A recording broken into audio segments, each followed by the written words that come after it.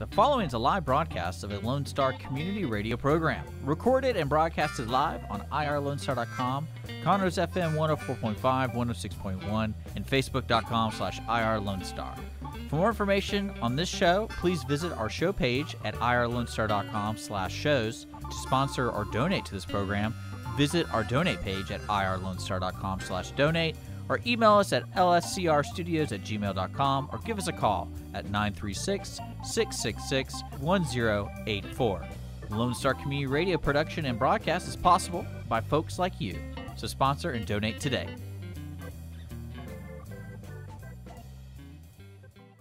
Hey, this is DJ Mike from Dance Time in Texas, and you're listening to Lone Star Community Radio on 104.5 KZZW LP Conroe and 106.1 KZCC LP Conroe, and worldwide on irlonestar.com.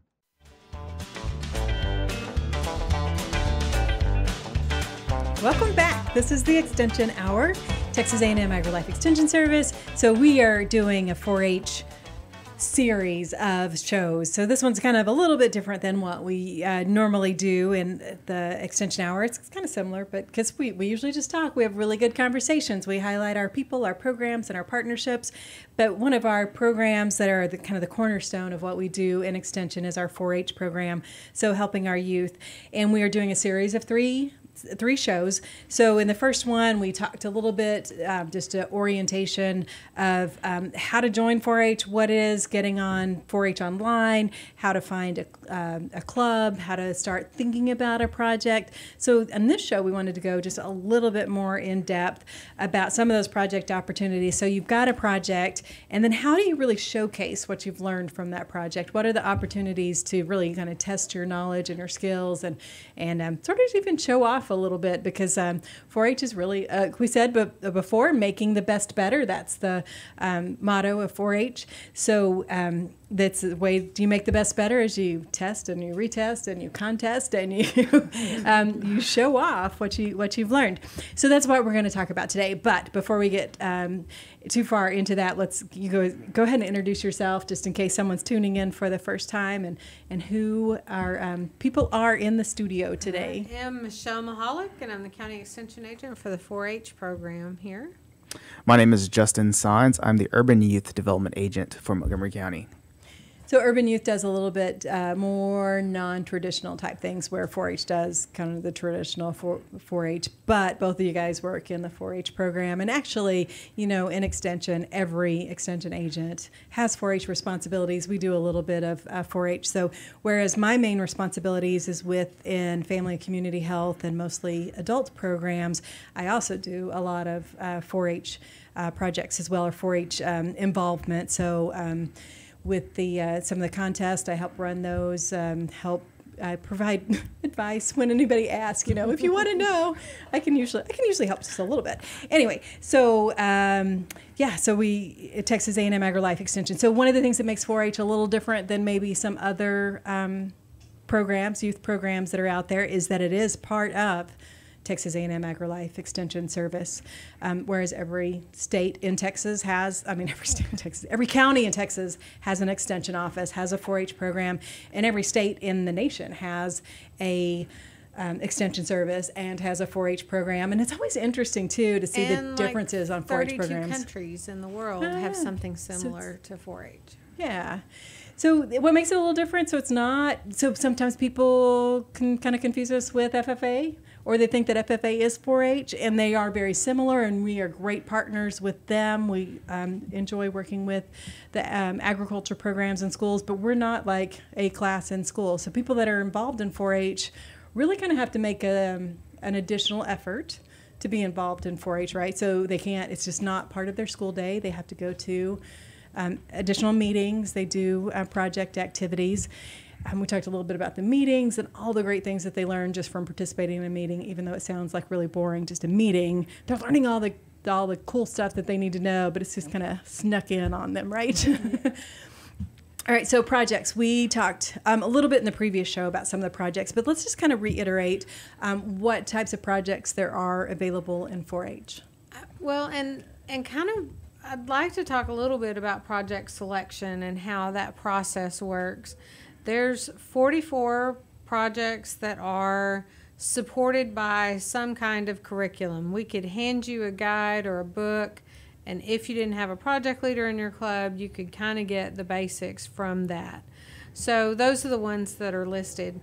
A part of trying to decide what project to do, that's a family decision. That's a family discussion. Yes, what are the youth in your family, what are your children interested in? But there is a financial factor that comes in that. There's a situational factor that comes into that. So we talked in our last show about 4-H is $25 before October 31st. It's $30 enrollment fee after October 31st. And that's for you to be a 4-H member for the whole year until next August 31st.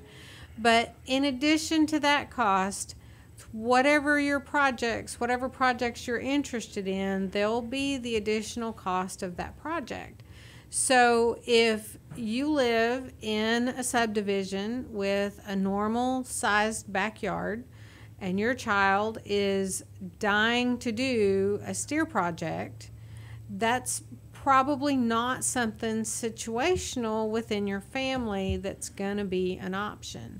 So we can look at things like livestock judging that would get that same, educational component of a livestock project without actually having to own or be able to own the livestock project itself.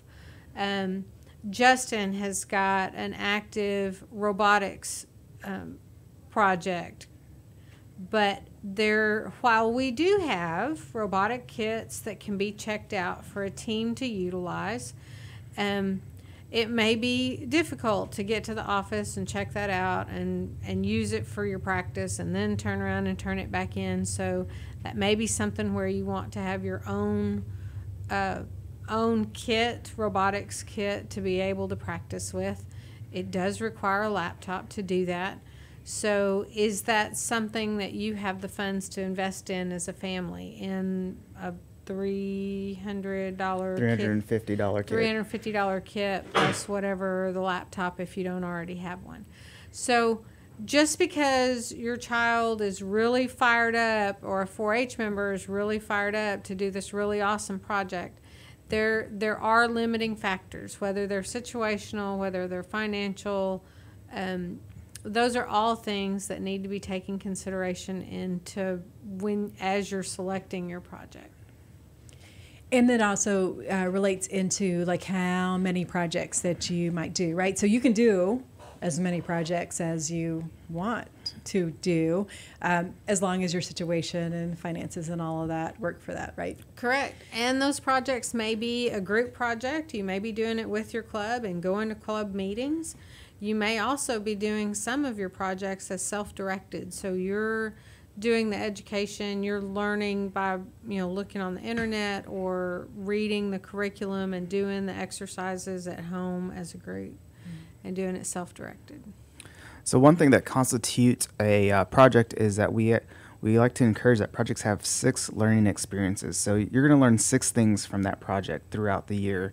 And those are going to be small things. Let's talk about the food and nutrition project. So learning how to read a label might be something that would be one of those lessons. If it's the beef project, maybe learning how to feed a beef heifer, how to properly feed a beef heifer. If it's the robotics project, how to program your robotic to make a right turn. So those are little lessons that we want kids to get throughout the year, along with setting a goal. We encourage kids to set that goal and try to meet it. The goal may be, I want to compete in my first contest, is a popular goal. Some of it may be, I just want to eat better. I want to learn how to eat right. Another goal may be for the beef project is I want to be able to produce a calf until, market readiness.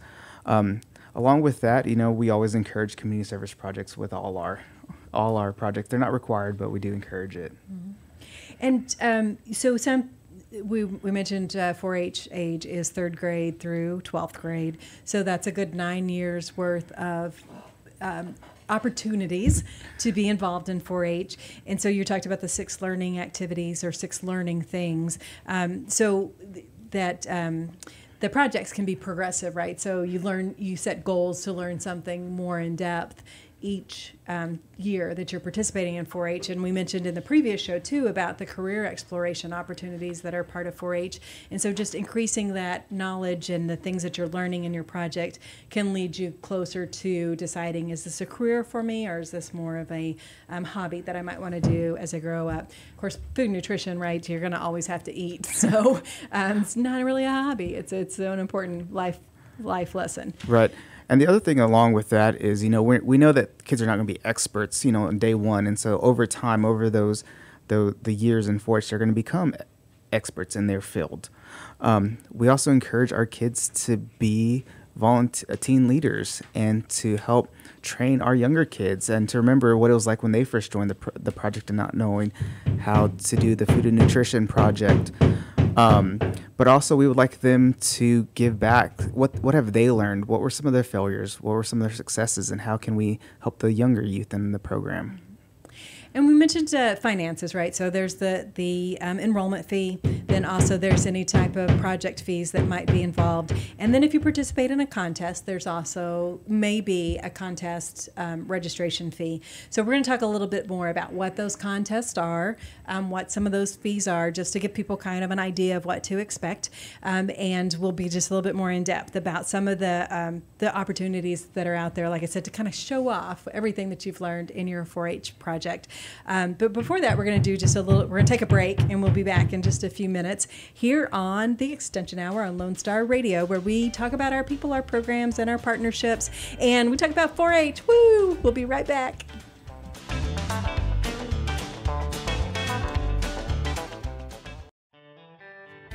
A Lone Star Community Radio is looking for those who are interested in hosting their own talk show, with monthly and weekly slots available on Conroe's FM 104.5, 106.1, and on irlonestar.com. Start your own podcast, create your first YouTube channel, and be on TV. Contact Lone Star Community Radio online at irlonestar.com or call the station message line at 936-647-3776 to take your first step into the radio world. We have the safest food supply in the world. Strict laws and regulations restrict the usage of hormones, antibiotics, and pesticides within our food supply. Production agriculture practices and technologies such as the use of GMOs, which is not any more or less risky than conventional crop production, has allowed American farmers to produce more food on less acres in environmentally sound ways. Find out more online at pathtotheplate.tamu.edu. We are Texas A&M Agri-Life Extension, helping Texans make lives better. Listen in Mondays at noon to hear Conroe news from local nonprofits, businesses, upcoming events, Conroe Park events, news stories, and information that matters to you with your host, Margie Taylor of Taylorized PR. For more information about being a guest, visit irlonestar.com/Conroe Culture.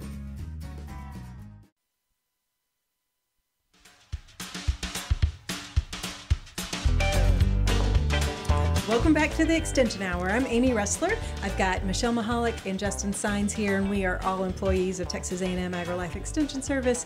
We're county extension agents. We help Texans make their lives better through the educational programs that we do, and obviously one of those is the 4-H program that we've been talking about.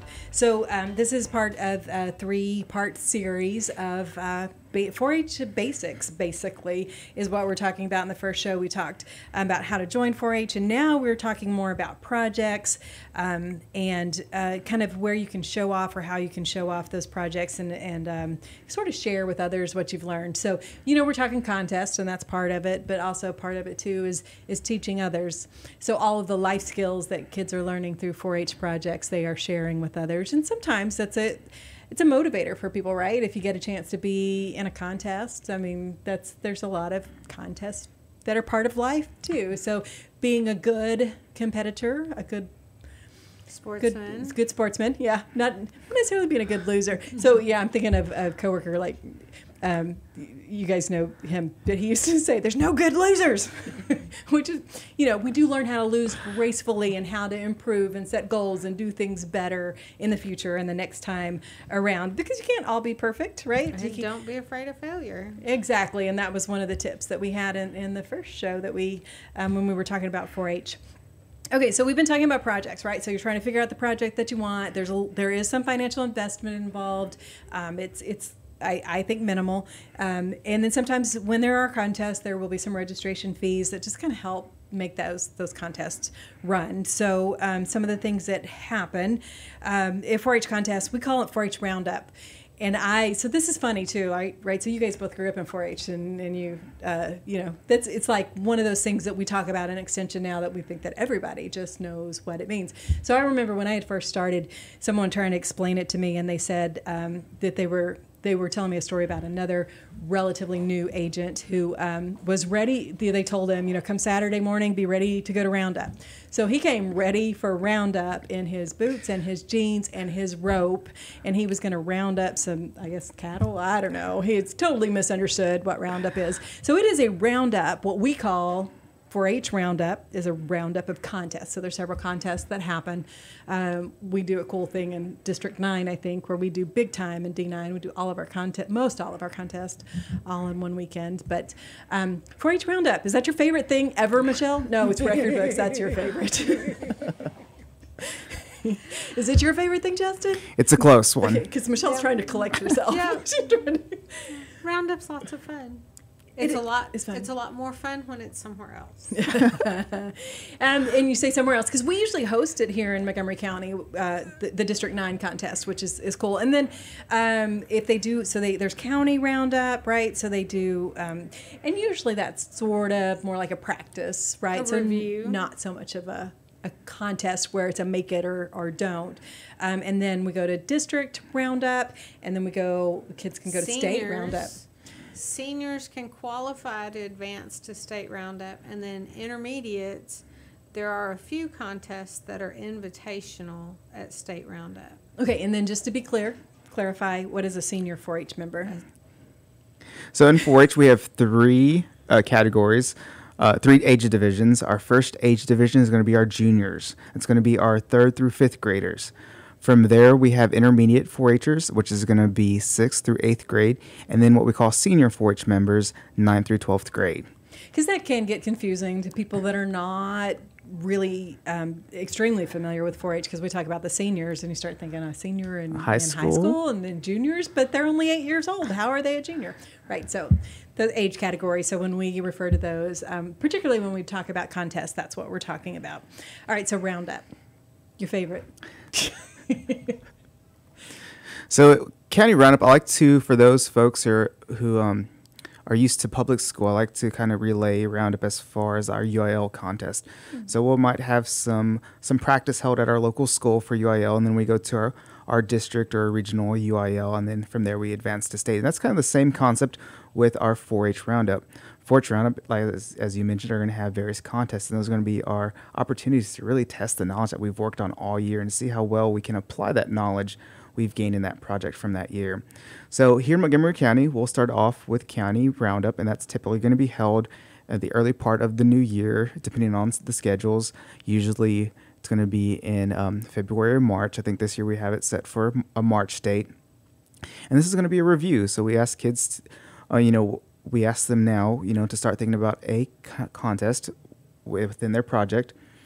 And we're going to have them sign up, and they're going to come to the extension office, and we're going to have a panel of judges for them to review their project. If it's a food and nutrition project with food show, maybe they'll bring their dish to the extension office, and they'll give their presentation, and we'll give them tips on what they can do to improve on it for when they advance to district roundup. Or if it's a photography, we'll take a look at those photos, and we'll say, okay, these are the 3 photos we think that would be best entered for the show. Here are the ones we like. Here are the ones why we didn't quite like these, because we talk about the rule of thirds, leading lines, and all those tips and tricks for photography. With robotics, we'll have a county contest to help determine which teams might go on to our major shows, because we do have a limited number of kids that we can enter and those teams we can enter. So we do have a contest for robotics. With Food Challenge, we'll have a mock contest. So it'll be exactly the same. We just won't give out awards, but we'll give out something more important. We'll give them constructive feedback on how they can improve. So when they do make it to that qualifying contest, they'll be as prepared as possible. And I think one of the things that you're mentioning too, that alluding to the feedback that they get from it. So yes, they're being judged based on the amount of knowledge that they're able to communicate in whatever contest that they are in. But that's really just to help them improve and do better. So it's not just to say, oh, you're really good and you're really not so good. It's more to say, this is where I see how much you've learned, and this is where I see where you could learn some more, so that it's helping kids, again, make the best better Right. themselves by giving them some opportunities to improve and do something better the next time. So in some ways, the contest can be a learning experience as well as a contest where they can go home with prizes. They get ribbons. They get District Roundup. We have these cool leather banners that they can rosettes and banners. Yeah. So they have recognition certificates are another thing, which some kids love them, some parents love them, but it is just kind of a token of the participation that they've done in the contest. So the county roundup, they do well at county roundup. They get to go to district roundup, and that's what I mentioned before, big time in D9, because we're in District 9. And what we're talking about too is what we do here in Montgomery County in District 9. So if you've got friends from another part of the state, then they may go, we don't do things like that. We all have similar rules, but the way the contests are implemented may be a little different depending on what that county needs, right? Right. So here in Texas, we have 12 districts, and we are District 9, and our district is made of 18 counties around the Houston area. So we go from Fort Bend County all the way to Orange, all the way up into, I think, Madisonville, and then all the way to Lee County, which is that little tail there. Yeah. So that's kind of the little cluster of 18 counties that make up our district, and those are where the kids will be competing. And you had something, do you want to add? Oh, okay. That was it. All right. So, Justin, District Roundup, big time in D9. Tell us about that. Well, you are very lucky because you have the co-chairs of the District 9 Roundup, which is the big time in D9. So in the past, it has moved around our district a couple of times, but for the last 3-4 years, 5 years. Wow, it doesn't seem that long. This will be 5. This will be 5 years. That's been held here in Montgomery County in our. I wouldn't call it our backyard. It's more of our front yard because it's held. Well, I guess you could say 4 because we didn't get to have 2020. Yeah, technically. Yeah. It's held here in Montgomery County at the Lone Star Community College campus. I believe it's the Montgomery. It's called Montgomery. It's kind of in the Woodlands, but they call it the Montgomery campus. Yeah.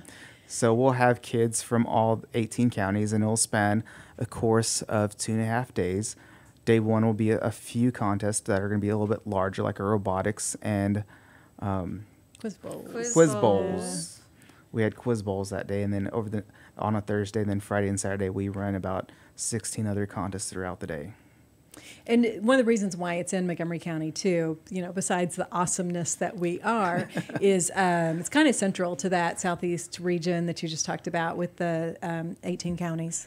We're pretty close to the center of the district. And in 2019, at the last contest we held, we had over 600 entries.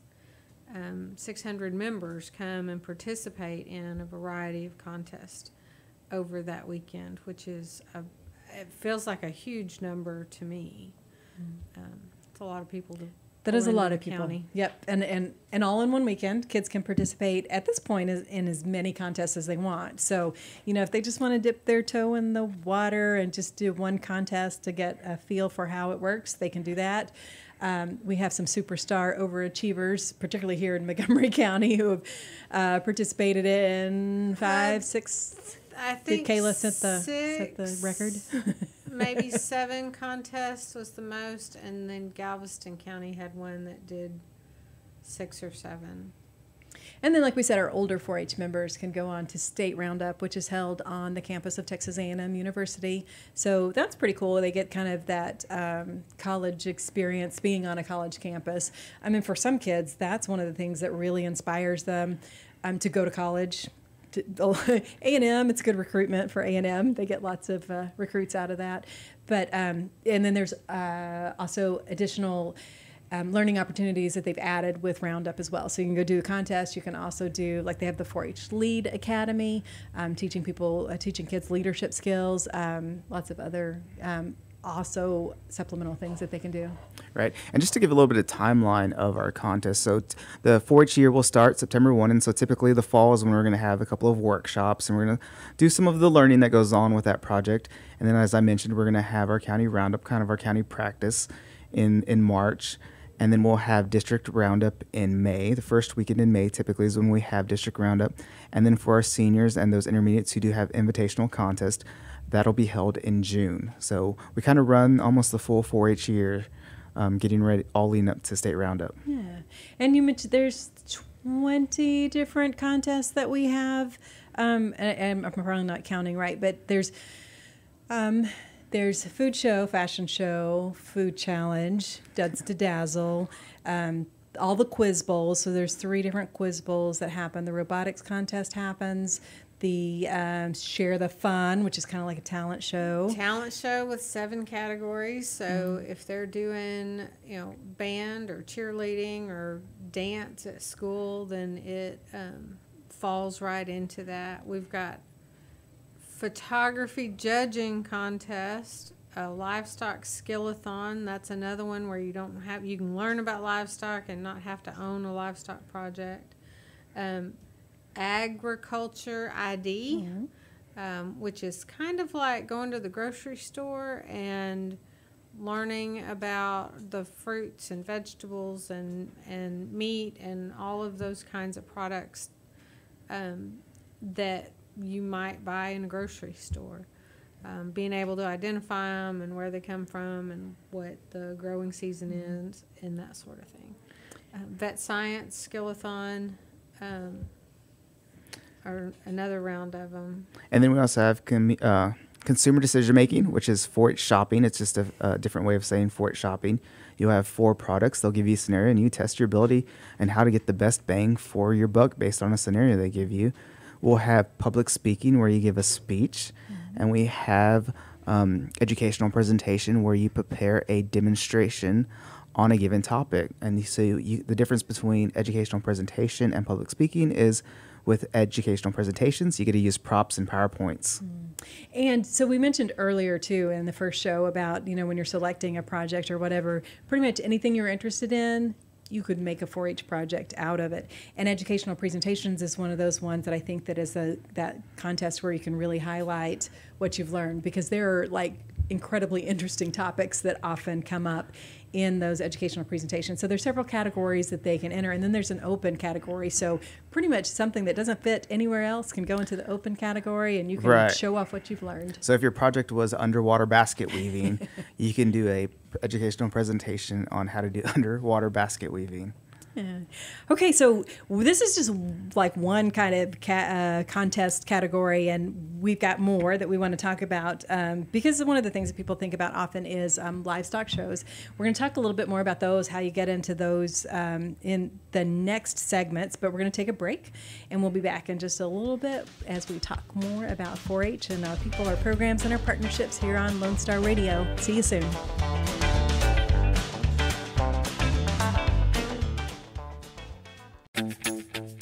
What can the Better Living for Texans program do for you? You can learn how to increase your consumption of fruits and vegetables, choose foods that are relatively inexpensive and good to eat, make your food dollars last longer, prepare quick, nutritious meals, help your children learn how to eat healthier snacks, and much more. Our program is committed to helping people like you improve your health through providing research-based nutrition education in a friendly, cost-free, and relaxed environment. We are Texas A&M AgriLife Extension, helping Texans make their lives better. Lone Star Community Radio is looking for those who are interested in hosting their own talk show, with monthly and weekly slots available in Conroe's FM 104.5, 106.1, and on irlonestar.com. Start your own podcast, create your first YouTube channel, and be on TV. Contact Lone Star Community Radio online at irlonestar.com or call the station message line at 936-647-3776 to take your first step into the radio world. Hey y'all, it's DJ Mike from Dan Simon, Texas. Join me Monday through Friday at 8 a.m. as I count down the top 10 Texas Red Dirt songs that are packing the dance floor. I'll be featuring local artists and the story behind the hits, shows in the area, as well as new songs that make you want to dance. It's Dance Time in Texas with DJ Mike on Lone Star Community Radio, 104.5 KCZW and 106.1 KZCC, Conroe, Texas, or online, irlonestar.com.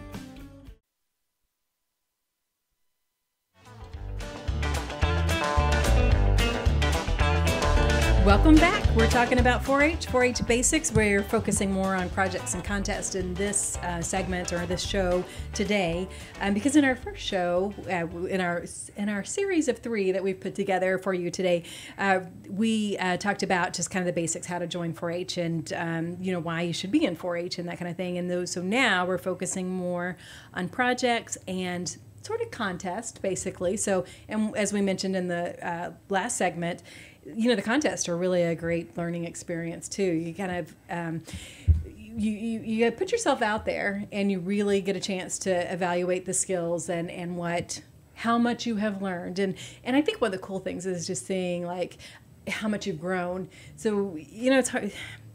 Sometimes kids can be really shy and maybe lack some of the confidence that they need. Of course, there's some kids that have plenty of confidence. Obviously, we've got all kinds in 4-H, but I'm just always impressed both when I see kids that already have the confidence, but any of those ones that kind of develop it and learn it along the way.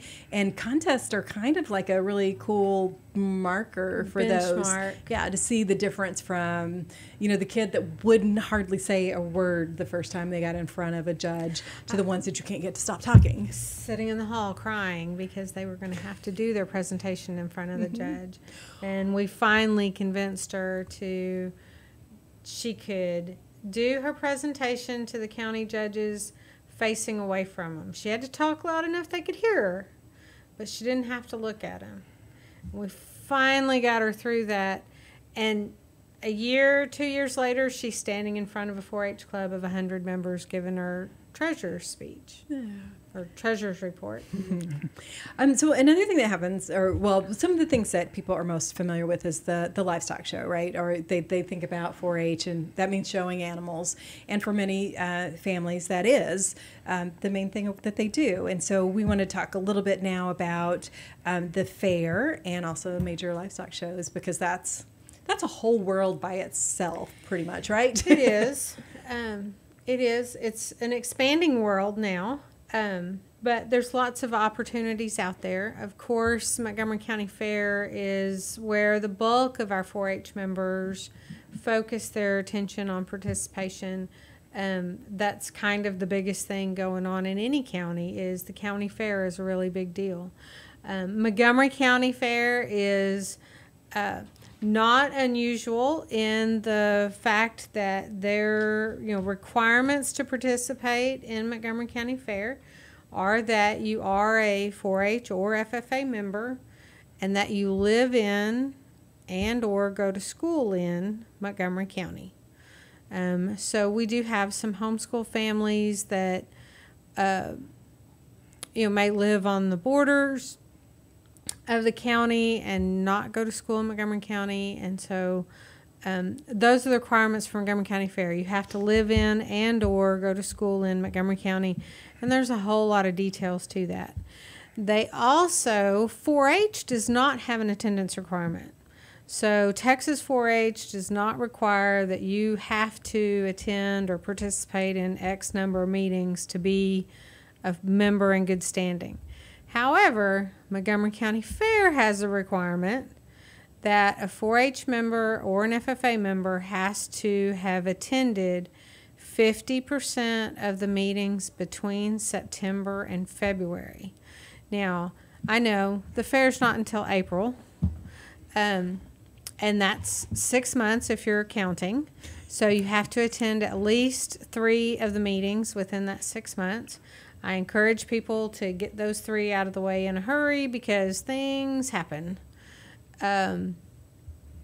Like we discovered this year, things happen. It's been a year of happenings. But our entries are due in February. So then that's the reason that the deadline to make those attendance requirements is in February. So you've got those two things under your belt. If you are doing a livestock project, there's a few more deadlines that we have to be aware of. And there's lots of details to that. So to be able to show a livestock project, for the most part, you have to tag that animal in. What the heck is tag in? So in our junior livestock program statewide, there is a process of verifying that you own that animal by the ownership deadline. Every show that's out there, every county fair, every state major show that's out there has an ownership deadline. You have to own the animal by X date. So for Montgomery County Fair, that date coincides with a tag-in where you bring the animal, the 4-H member, and the child to the fairgrounds, and you tag the animal in. We record all your information, what club you're with, and then that animal is available to show at Montgomery County Fair. So there's a series of those. It all depends on what animal you're showing. There's a different tag-in date for all of those. So those are the 3 requirements so far. Now, there is a whole other process to Montgomery County Fair. They have a non-livestock show. And for us, non-livestock show is they've got homemaking, desserts, cakes, candies, pies, breads from scratch, quick breads, yeast breads, canned foods. They have handicraft, they have needlecraft, fine arts, photography, and horticulture show. So all of those, the deadline for those is the entry deadline in February. They are having on November 6th, they're having an information meeting about all the non-livestock things, if you have questions about those things. In the non-livestock show in Montgomery County, you submit your entry on Saturday morning, and that goes through an evaluation process. Judges go in and they pick the top 10. Those top 10 come back for an interview that afternoon. So in the interview process, those 10 are interviewed. They have to be able to tell the judge everything they can tell them about the project that they turned in. And then from that step, they place the top 4, and the top 4 go into the auction. And just to mention one of the ways that, so we're talking a lot of details, right? Because there's a lot of details, yes. So there is a fair catalog that's available. There is a fair catalog, mcfa.org, and you can find the rules, a full book of the rules, and I would encourage anyone that's considering Montgomery County Fair to go in, read the general rules, and read the rules for the species or category that you're going to be or interested in entering. And that will give you all of the information that you need to be ready for that. So that's county participation, Montgomery County Fair. We have a large number of 4-H members that choose to try new things and stretch their comfort zone, and they go and show at a major livestock show. So our major livestock shows in Texas are, do I start in the fall? I guess we'll start in the fall. Yeah. So for the fall shows are State Fair of Texas and Heart of Texas. You've seen some information about those two being able to be accomplished this year with a limited number of people coming and only focusing on the junior market projects. And then when we move into January, we start with Fort Worth, the Southwestern Livestock Show in Fort Worth, San Antonio, San Angelo, Houston Livestock Show and Rodeo, and then Rodeo Austin. So we have, Texas is extremely unique in the number of shows that we have and the variety of things that we have going on. For the livestock projects, it's the same concept. There is an ownership deadline. There's one extra step. We have validation for that. So you have to order the tags and tell us that you're planning on validating something. Then you have to come to the validation night. Same thing, child, parent, animal come. We use the tag that you ordered. We get you validated. And then there's an entry night. So you'll come to my office as a 4-H member. You'll come to the office and we'll get your entries done and get you entered into that livestock show. The really neat thing that I think is going on with the major shows, and Justin mentioned a while ago that there are some UIL contests that are similar to what our 4-H Roundup contests are.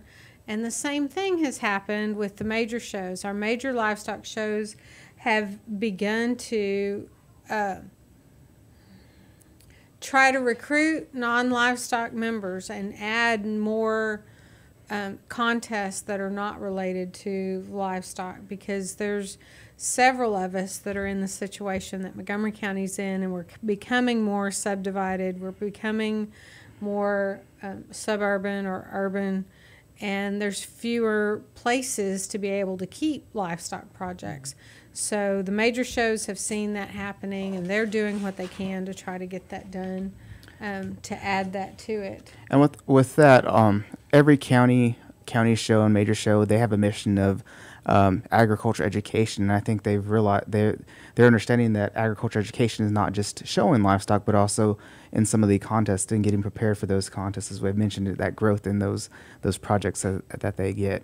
Some of the projects that they have in those that are non-livestock, the major shows, and even Montgomery County Fair, one of the most popular one that's growing quickly is the robotics, agrobotics as we call it.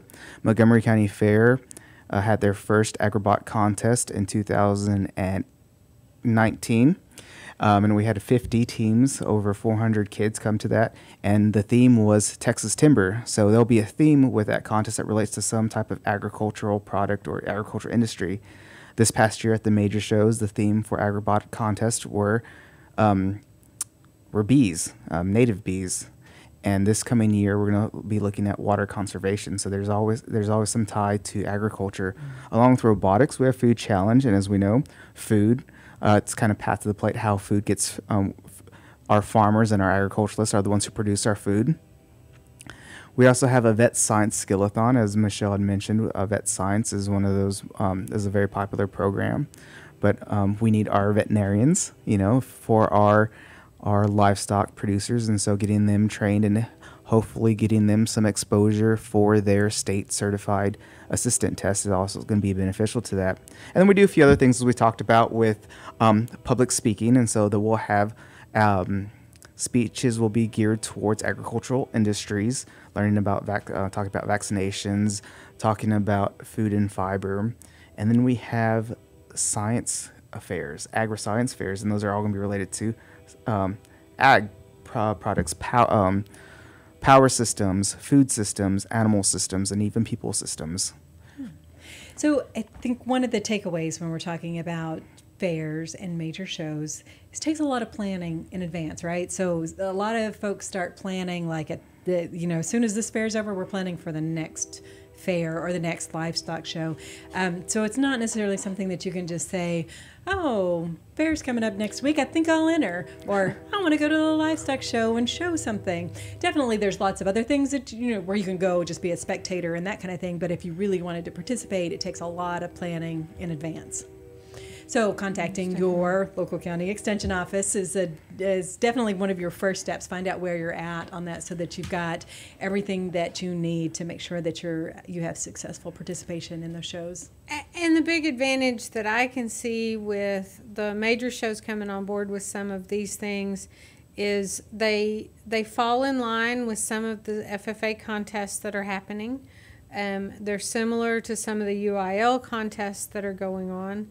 And so you have, if you plan well, you have the opportunity to work really hard on a project and be able to utilize it in multiple contests, or a version of it in multiple contests. So to me, that's a real neat opportunity to get to be able to play with the same thing in different courts. And as I mentioned before, just participating in the contest is a learning experience by itself. So it's not required to participate in contests as a part of 4-H, but it definitely is a fun part of 4-H. So we are going to take a break. We're going to come back with some last thoughts from Michelle and Justin about contest and why you should participate in contest or 4-H contest. We'll do another top 5. So we're going to take a break, give them a chance to come up with their 5, and then we'll be right back after this. The Texas A&M AgriLife Extension Service has been dedicated to educating Texans for over a century. In 1915, the Extension Program was established under the federal Smith-Lever Act to deliver university knowledge and agricultural research findings directly to the people. Ever since, AgriLife Extension programs have addressed the emerging issues of the day, serving diverse populations across the state. Texans turn to Extension for solutions in horticulture, agriculture, 4-H and youth, and family and consumer sciences. Extension agents respond not only with answers, but also with resources and services that result in significant returns on investment to boost the economy. Join us Fridays at 1 o'clock for the AgriLife Extension Hour.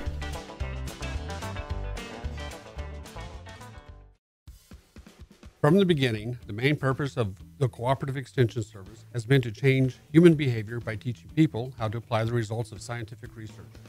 By utilizing a holistic, multi-level approach, Extension family and community health programs encourage health and well-being for everyone. Addressing values, concerns, and needs with reliable science-based information, Extension programs help people lead healthier lives. We are Texas A&M AgriLife Extension, helping Texans make their lives better. Remember to download the Lone Star Community Radio app from your Google Play Apple Store. Bring Montgomery County's community radio with you anywhere with your smartphone or tablet. If you are in the Conroe area, tune in on FM 104.5, 106.1. If you are on your computer, bookmark irlonestar.com as your internet radio station. Lone Star Community Radio, broadcasting 24/7 from the heart of downtown Conroe, Texas.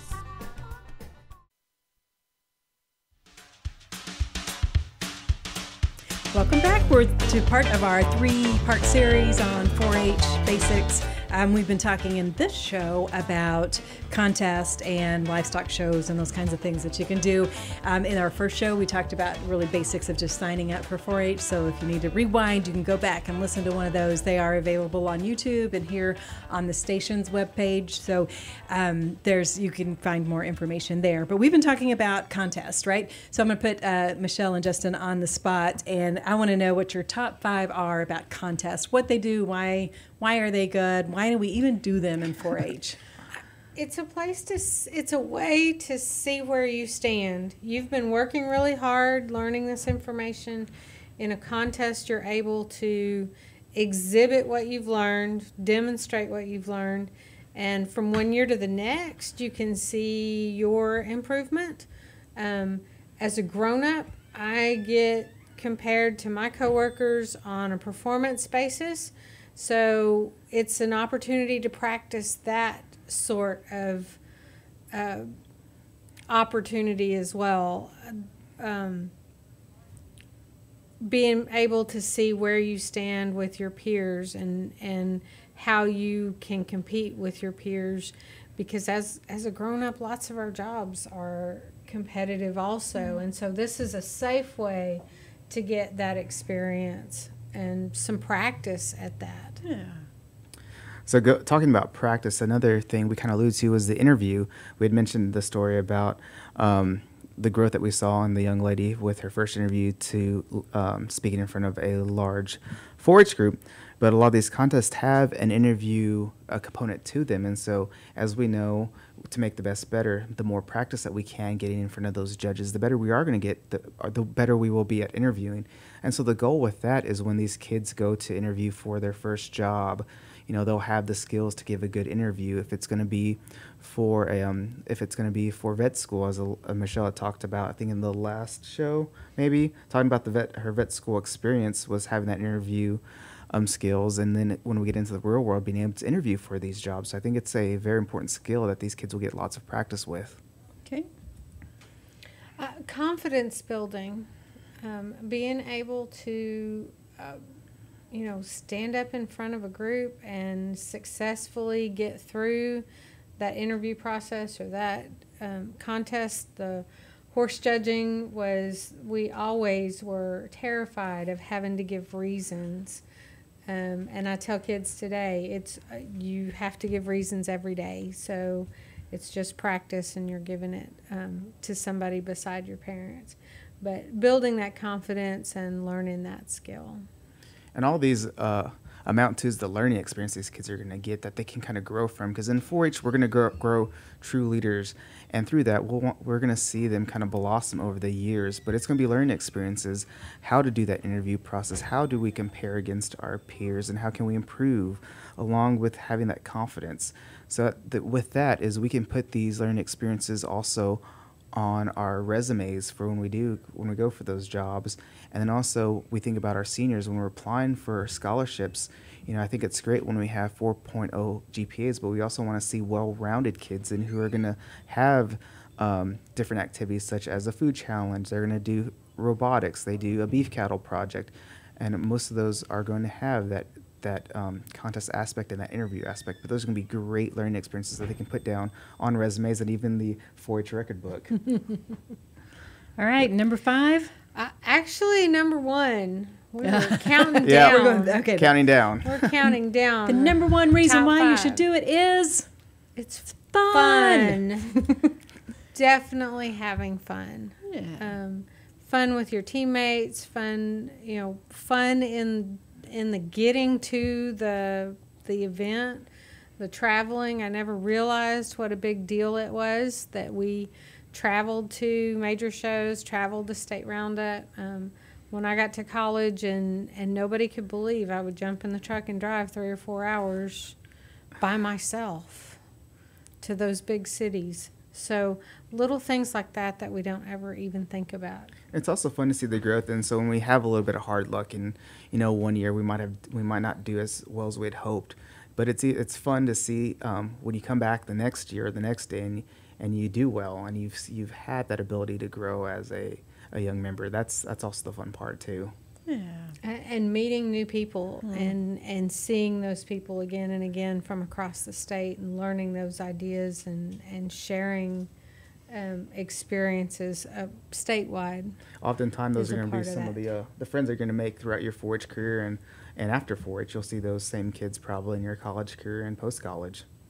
And still be friends this many years later. Even when they were competitors when you were younger. Yes. Yeah, so many good reasons why to join 4-H and to do contests. But you know what? There's even more. And so our next show is going to be, but wait, there's more, because there really is more that you can do in 4-H. So we will be back next week with more about 4-H opportunities. We'll talk a little bit about record books. We'll talk about scholarships. We'll talk about leadership opportunities and community service, and probably a few other things that we come up with along the way in this 3-part series about our 4-H basics here in Montgomery County. And of course, as we mentioned before, it's very similar in every county in Texas. So some of the things we've talked about have been really specific to Montgomery County, but pretty much anybody in 4-H is going to have these similar types of opportunities. So just to reiterate, to find out more information, where do we go? Call 936-539-7823, extension 3, between 8 and noon, 1 and 5, Monday through Friday. Or you can visit agrilife.org/Montgomery County 4-H, no dash. Sometimes you dash, sometimes you don't dash. But, you know, Google can be your friend too, Montgomery right? County Montgomery, 4-H. Texas. Montgomery County, Texas, yep. Or Texas 4-H. Thank you so much for being here, sharing more information. You know, there's a lot. There's a lot to 4-H, and one time we had kind of a tagline, "More than you ever imagined," and that was actually one of my favorites. And National 4-H Week, that's another thing. Well, we'll talk about that in the next show. Thank you, Michelle. Thank you, Justin, for being here, and thank you all for listening. And we will be back next time with more 4-H information. Thanks for being with us on the Extension Hour, where we highlight our people, our programs, and our partnerships, and helping Texans make their lives better.